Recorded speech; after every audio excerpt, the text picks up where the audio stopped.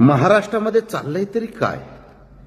भ्रष्टाचाराची सगळ्यात जास्त प्रकरणं भारतामध्ये महाराष्ट्रात घडतात.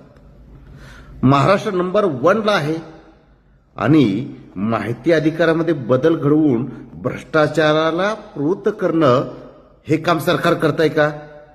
सर्वसामान्य लोकांना भरमसाठ फी आकारून त्यांना माहिती अधिकारापासून वंचित ठेवलं जातंय का? 10 रुपये भरून माहिती मिळत होती, आता 30 रुपये, अपिलाला 50 रुपये, 100 रुपये. अरे चाललंय तरी काय? भ्रष्टाचार निर्मूलन करण्यासाठी माहिती अधिकाराचा कायदा करावा लागलाय. कॉन्स्टिट्यूशनमध्ये आर्टिकल 19(1)(a) सांगतंय ट्रान्सपरन्सी, भ्रष्टाचार थांबवण्यासाठी माहिती अधिकाराचा उपयोग करा आणि भ्रष्टाचाराला आळा घालण्यासाठी माहितीचा अधिकार वापरा. कसे वापरेल लोक? काय सरकार करतंय तरी काय? इतर राज्यामध्ये असे नियम नाहीयेत आणि असे नियम लादून सरकार इच्छितो तरी काय? अरे जे माहिती आयुक्त यांनी निर्णय द्यायला पाहिजे, दंड करायला पाहिजे, ते दंड करत नाहीयेत.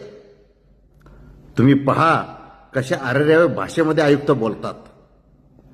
कशासाठी तुम्हाला माहिती पाहिजे? अर्ज फेटाळून टाकतात. अशा आयुक्तांना बदला.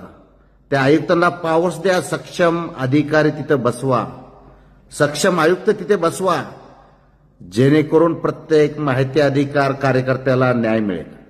सक्षम कायदे करा. हे भ्रष्टाचार करणाऱ्यांना तुम्ही कवच कुंडल घालू नका.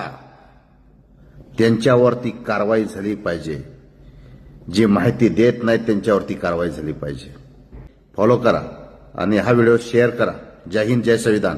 मी डॉक्टर विजय दिघे, माहिती अधिकार पुस्तकाचा लेखक.